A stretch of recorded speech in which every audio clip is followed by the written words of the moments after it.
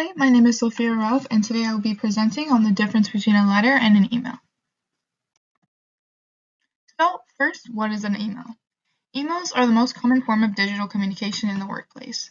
So, on a day-to-day basis, or if you're trying to communicate quickly and easily, less formally than a letter, you could use an email to get your point across. It's best used for quick, direct, and internal communication. Emails are informal in style, but they still must be professional. When you're writing an email, you should have subject lines, you should write greetings to whoever you're emailing, and you should put a signature at the end of your email. And also, before you submit the email, always proofread and format clearly.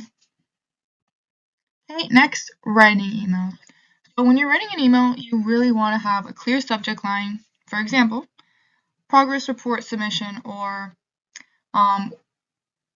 what I did this week submission, basically telling whoever you're talking to what the email is going to consist about. Also, when you're sending an email and you don't have a subject line, sometimes it can get lost in spam, and then that's always bad. Second, when you're writing an email, you want salutations, which could be Dear Mrs. Smith for externally, and then if you're internally and it's less formal, you could do Hi Greg, or Hi Mrs. Smith, or Hi Diana. Simple as that. And when you're writing an email, you want to keep it short, about around 2 to 3 brief paragraphs. You don't want them to be reading like a whole long, basically, letter, because it's supposed to be quick and brief and straight to the point.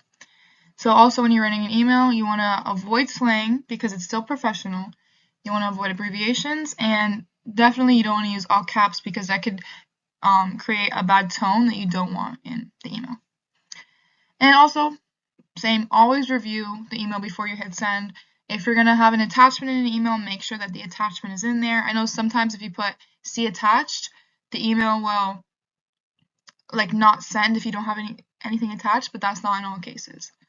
Also, we have an example here of an email. You see it has a subject line, it has the date, it has a short, brief paragraph of what the information's about, and at the end it has the name, and then it has the signature.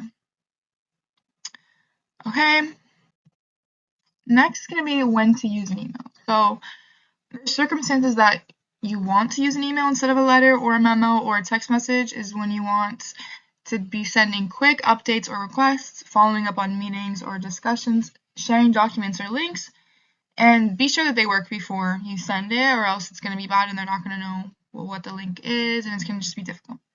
And also when you're communicating with your team or your boss or the department, also just for confirming details or scheduling appointments, etc. Okay, next we're going to go into letters. Okay, so what is a business letter? What is a letter? A letter basically is a formal document used for external communication. You're not going to use a letter if you're talking internally to your team, only when it's in a highly professional setting. Okay, they're usually printed on letterheads and are physically mailed, or they're PDFs. And letters have strict formats with 7 key parts: salutation, body, signatures. Letters, they have the most professionalism, and they require a lot of effort and more performance when you're writing it. So yeah, let's go into next is going to be writing letters. So here you see there's an example of a letter. When you're writing a letter, you want to have a letterhead or the sender's address. You want to have the date and the recipient's address as well. A salutation, but only a formal one. You don't want to have Hi Greg or Hi Mr. Smith. You want to have Dear Mrs. Smith. Letters also include an introduction, a body, and a conclusion, and they have a signature block with contact information.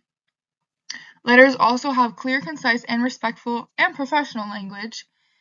And as you can see here in the email, it has the sender's address, date, salutation, and basically it has introduction, body, and conclusion. So it's more formal, and it's kind of like an essay, but obviously in a business sense. And at the end, it has a signature block and, best regards, or sincerely. You want to end it very professionally and nicely and, clearly. So next is going to be when to use a letter.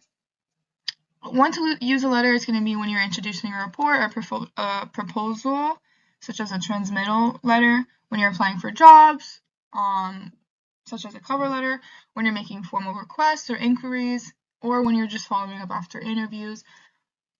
Also, when you're communicating with clients, partners, or vendors. Okay, and that's it. This is the bibliography. Thank you for listening. Have a great day.